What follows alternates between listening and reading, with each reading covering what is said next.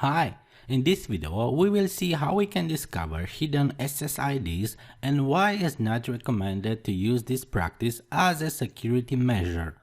Many users think that by disabling the broadcast of their access point SSID will increase the security of their wireless networks. While this could be true for some ordinary users, a hacker or even someone who is really determined can discover the SSID pretty easy, as we will see in this video. This is my router's admin interface, and as we can see, right now the SSID broadcast is enabled, meaning that we are able to see the name of the access point when searching for wireless networks.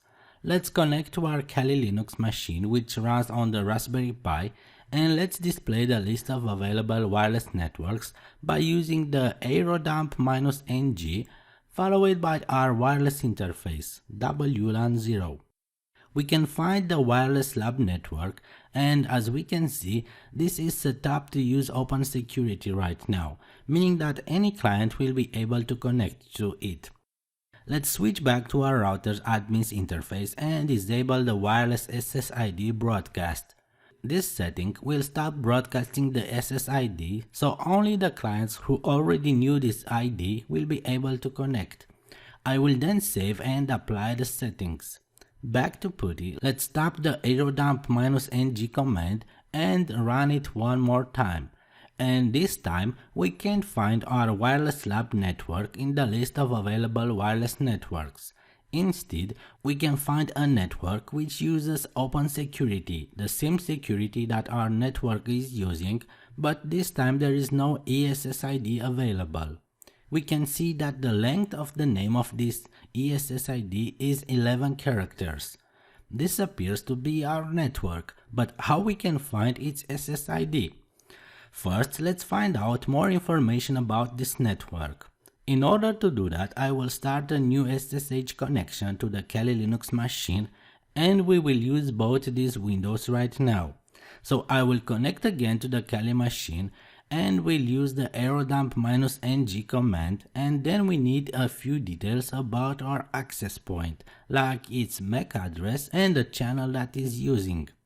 First we specify the channel, which is 6 in our case, and then the MAC address by using the -C for the channel and --BSSID for the MAC address. Oops, I forgot to put 2 minuses before the BSSID.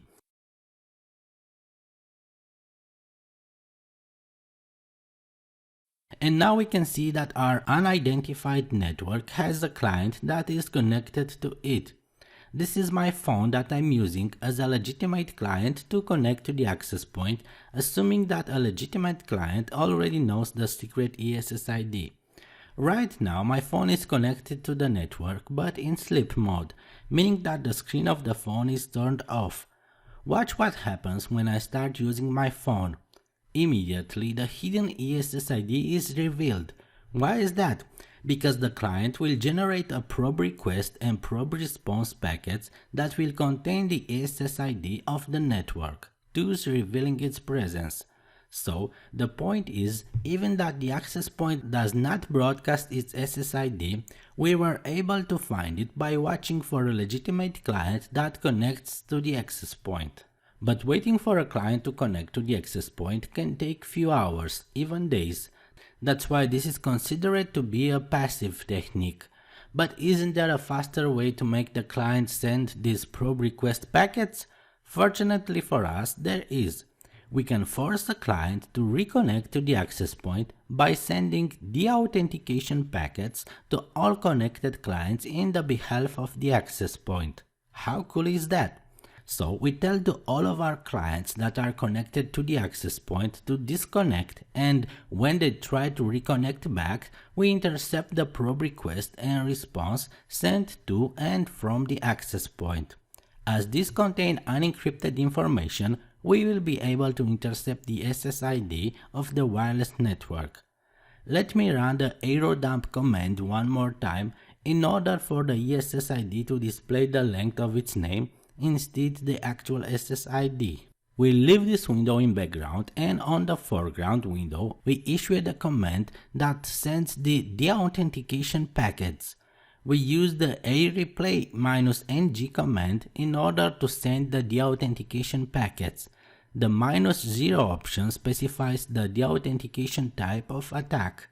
Next, we input the number of deauthentication packets to be sent. For this example, I will use 30, but you can choose to send fewer packets.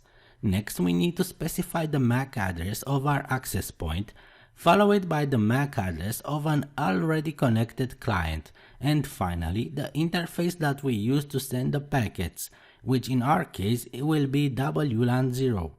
Back to the first window, we can see that the SSID is still hidden and the client is connected to the access point. Let's switch back to the second window, and as soon as I press enter to start sending the deauthentication packets, the SSID is revealed. So what happens here? We use the areplay command to send deauthentication packets to the connected client in the behalf of the access point. As soon as the packet is received by the client, this deauthenticates from the access point and tries to reconnect back immediately. We use this reconnection opportunity to intercept the SSID that is sent by the client with a probe request when it tries to connect to the access point. We are able to determine the SSID as the information is not encrypted in any way. So, in order to discover the SSID of a hidden access point, we need a client to be connected to that access point first. Then we can either wait for the client to disconnect and connect back to the access point in order to grab the SSID name from the probe request packets, or we can force the client to reconnect to the access point by sending deauthentication packets to the connected client in the behalf of the access point. Thanks for watching.